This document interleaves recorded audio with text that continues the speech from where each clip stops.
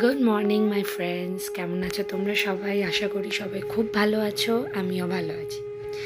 আচ্ছা, তোমরা নিশ্চয়ই এই কথাটা শুনেছো ছোটোবেলায় বা কোথাও পড়েছো যে আমাদের শরীরের কোনো অঙ্গ প্রত্যঙ্গকে যদি আমরা কাজ করানো বন্ধ করে দিই, তাহলে এরকম অনেক রিসার্চ আছে যে মানুষ সেই জায়গাটা থেকে কাজ করাটা ভুলে যায় কমপ্লিটলি। এই কথাটা কেন বলছি? আমি ডেলিভারির পর থেকে কত রকম চেঞ্জেস নিজের লাইফে ফেস করছি, সেগুলো তোমাদের সঙ্গে অল্প বিস্তর সবই শেয়ার করেছি। তার মধ্যে একটা বড় প্রবলেম বা একটা বড় চেঞ্জ হচ্ছে আমার ভীষণ রকমের আর্থারাইটিস আমাকে ধরে নিয়েছে। অনেক ব্লাড টেস্ট, অনেক কিছু করা হয়েছে, ডক্টররা রিউমাটয়েড আর্থারাইটিস সন্দেহ করছিলেন, বাট থ্যাঙ্কস টু গড কি ওইসব আমার হয়নি। বাট স্টিল, তো পরে আমি যেটা ভেবে দেখলাম, আমি ছোটোবেলা থেকেই ভীষণ যোগা, এক্সারসাইজ, ক্যারাটে, ফিজিক্যাল অ্যাক্টিভিটির মধ্যে বড় হয়েছি। আর প্রেগনেন্সির সময় থেকে যেহেতু হাই রিস্ক প্রেগনেন্সি ছিল, কমপ্লিটলি সব কিছু বন্ধ হয়ে গেছিলো। আমার অবস্থা তোমরা দেখে বুঝতেই পারছো যে আমি এখন কোথাও বসা জায়গা থেকে উঠে দাঁড়াতে পারি না, বা হাত দিয়ে কোনো ভারী জিনিস তোলা, বা হট করে উঠে দাঁড়ানো বা বসা, মাত্র 30 বছর বয়সে এসে এগুলো আমি কিছুই করতে পারছি না। তাই হঠাৎ একদিন আমার একটা রিয়েলাইজেশন হলো যে আমার এই ছোট্ট বাচ্চাটাকে যদি ভালো ভবিষ্যৎ দিতে হয়, তাকে যদি ভালোভাবে বড় করতে হয়, তাহলে সবার আগে তার বাবা মাকে স্ট্রং থাকতে হবে, তার বাবা মাকে ফিজিক্যালি মেন্টালি ফিট থাকতে হবে, তবে এই বাচ্চাটিও ফিট হতে পারবে।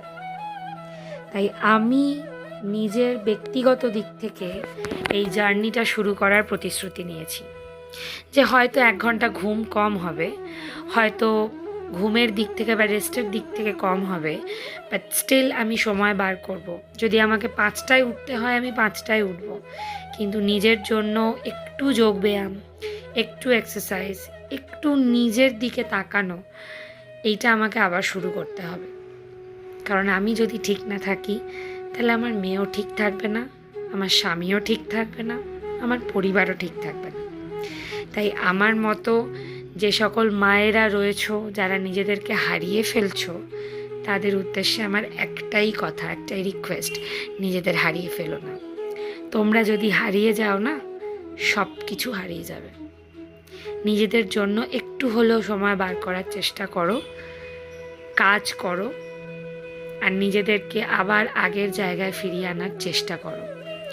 তুমি যত ভালো থাকবে, যত খুশি থাকবে, দেখবে তোমার বাচ্চাও ঠিক সেইটাই রিফ্লেক্ট করছে।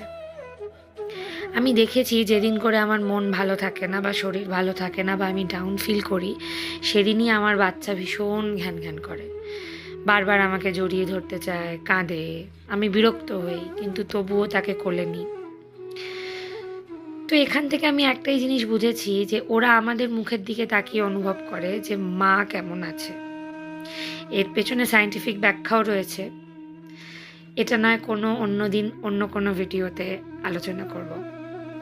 আমি চাই তোমাদের সঙ্গে আমার প্রেগনেন্সি জার্নি সব কিছুটা শেয়ার করতে। এটা আমার মেমোরি লেনে থেকে যাবে। ভগবান তো নাকি মায়েদের সব ভুলিয়ে দেয়, তাই যখন সব ভুলে যাব, তখন এই ভিডিওগুলো দেখে মনে করব ঠিক কিভাবে দিনগুলো কাটিয়েছিলাম, কিভাবে আবার আমি নিজেকে ফিরে পেয়েছিলাম। তাই আমার এই জার্নিতে তোমরাও আমার সাথে থেকো, নিজেদের ফিরে পাওয়ার চেষ্টা করো। ভালো থেকো সবাই, নিজেদের যত্ন নাও, এটাই বলবো, বারবার বলবো, নিজেদের যত্ন নাও। হ্যাঁ, সময় লাগবে। আমার সন্তান যখন 1 বছর কি 1 বছর 1-2 মাস আমি কিচ্ছু করতে পারিনি, এই লাস্ট 1-2 মাস ধরে চেষ্টা করছি। তোমরাও চেষ্টা করো। টাটা।